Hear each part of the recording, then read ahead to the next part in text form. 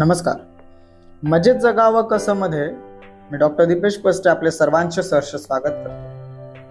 यशाचे तंत्र व मंत्र या विशेष सत्रातील 51वा भाग कर्म आणि नशीब आपण पाहणार आहोत.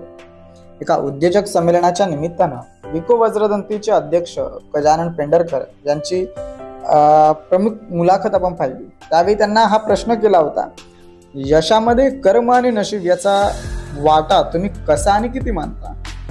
हा सरळ गुणाकार असतो. पेंढरकरांनी उत्तर दिलं, कर्म गुणिले नशीब बरोबर यश. एक पट कर्म आणि एक पट नशीब असेल तर एक पट यश मिळेल. 10 पट नशीब असेल आणि एक पट कर्म करूनही 10 पट यश मिळेल. पण नशिबाचा जर अपूर्णांक असेल म्हणजे 1 असेल तर एक पट यशासाठी सुद्धा मला 10 पट कर्म करावे लागेल. यासाठी नशिबाची साथ लागतेच. गीतेत श्रीकृष्णांनी म्हटलं आहे, कर्मण्यवाधिकार असते, तू कर्म करीत राहा. यश द्यायचे किंवा नाही हे मी ठरवे. आता जर यश द्यायचे किंवा नाही हे जर तोच ठरवणार असेल तर मग यश मला मिळाले असे मी कसे म्हणू शकेन? जे काही यश मिळाले ते मला परमेश्वराने दिले आहे असेच म्हणावे लागेल. पेंढरकर यांनी व्यासपीठावरून जाहीरपणे दिलेल्या या उत्तरानं जरा पुढचा प्रश्न झाला, जर असं असेल म्हणजे सगळं जर नशीबवानच मिळणार असेल तर मग मी कर्म करायचे कशाला? थोडक्यात काय असेल माझा हरी तर देईल खटल्यावरी. यावर पेंढरकरांनी दिलेलं उत्तर फारच सुंदर होतं. त्यांनी म्हटलं, नशिबाने यश मिळते हे खरे असले तरी माणसाने आपल्या कर्माने त्याला इज्जत आणि प्रतिष्ठा देऊन सुशोभित करायची असते. सगळ्याच यशस्वी माणसांना समाजामध्ये इज्जत आणि प्रतिष्ठा नसते. त्यांचे कर्म असेल तरच ती मिळते. यश हे सौंदर्यासारखे असते. एखाद्या सुंदर मुलीला रूप परमेश्वरच देतो, पण ते रूप सजवणे हे तिच्याच हातात असते. कर्माने यशाला सुशोभित करून 4 चांद लावता येतात. जो अपार मेहनतीने किंवा अचाट बुद्धी सामर्थ्याने यशस्वी होतो त्याला वलय लागते, त्याचा गौरव होतो. लॉटरीच्या तिकिटाने कुणी कोट्याधीश झाला तरी त्याचा कुणी गुणगौरव करत नाही. केवळ नशिबाने लाभलेल्या यशाला कसलीच प्रतिष्ठा नसते. खेलो इंडिया खेलो और जीतो ढेर सारे इनाम या घोषणांनी उत्तेजित होणाऱ्या मंडळींना ना यश हवं असतं ना प्रतिष्ठा. कधीतरी आपला मटका लागेल आणि आपण मालामाल होऊ अशी स्वप्न पाहणाऱ्यांना स्वप्नाचा अर्थच उमगलेला नसतो. यशामध्ये नशिबाचा भाग जरूर असतो, पण किती? अक्कल हुशारीचा, कौशल्याचा, अचूक निर्णयाचा, अभ्यासाचा, चिकाटीचा भाग असतो की नाही? काही कुठला चित्रपट चालेल याचा भरोसा कोणी देऊ शकत नाही, हे अगदी खरं आहे. पण याचा अर्थ चित्रपट चालतो तो निर्मात्याच्या, दिग्दर्शकाच्या नशिबावर असा अजिबात होतो. दादा कोंडकेंचं सर्वच चित्रपट महोत्सवी ठरले.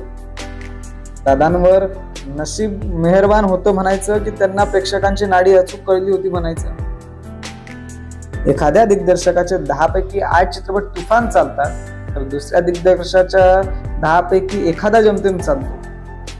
हा काय फक्त त्यांच्या नशिबाचा भाग असतो? यश चोप्रा, मनमोहन देसाई, सुभाष घई यांना चतुर सुज्ञ म्हणायचं की फक्त नशीबवान म्हणायचं? राकेश रोशनच्या बहुतेक चित्रपटांना हुकमी यश कसं लाभतं? त्याला पटकथेची, संगीताची उत्तम जाण आहे. प्रेक्षकांचा, मार्केटचा त्याला चांगला अभ्यास आहे. म्हणून की फक्त त्याचा लक आहे म्हणून? चित्रपटाचं क्षेत्र बेभरवशाचं जरूर आहे, पण म्हणूनच अशा बेभरवशाच्या क्षेत्रात सुद्धा जे सातत्यानं यशस्वी होतात त्यांच्या हुशारीला दादच द्यायला हवी. नशीबवान म्हणून त्यांची संभावना करणं हा त्यांच्या हुशारीचा अपमान आहे. हे झालं चित्रपटसृष्टीचं. क्रिकेट हा एक अनिश्चिततेचा खेळ आहे. हेही एक लोकांचं अतिशय लाडकं विधान आहे. त्यात तथ्यही आहे. पण म्हणून क्रिकेटपटूंचं यश हे नशिबानच ठरतं का? सचिन सर्वोत्कृष्ट फलंदाज आहे म्हणायचं की त्याचं नशीब सर्वोत्कृष्ट आहे म्हणायचं? क्रिकेटमध्ये कुठल्या चेंडूवर विकेट पडेल हे सांगता येत नाही, हे खरंच आहे.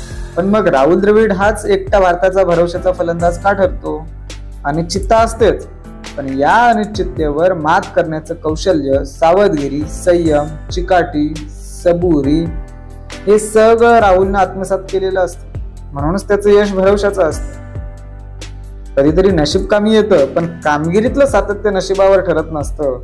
अपयशाचं खापर नशिबावर फोडणं हेच खरं अपयशाचं लक्षण असतं. नशीब काय सॅडिस्ट असतं की काय? कुणी काही करू दे की मी खो घालतोच असं म्हणत ते काय सगळ्यांच्या वाईटावर टपून बसलेलं असतं काय?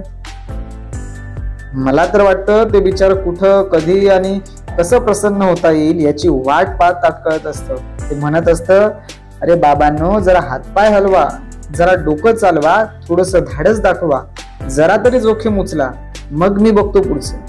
मान्य आहे मागच्या वेळी मला नाही जमलं वेळेवर यायला, पण अजूनही वेळ गेलेली नाहीये. नशीब आपल्याला कधी संधी देईल याची वाट पाहायची नसते, नशिबालाच आपण प्रसन्न होण्यासाठी संधी द्यायची असते. आणि हेच नशीब आपण ज्या पद्धतीने कर्म करू त्यावर अवलंबून असतं. धन्यवाद.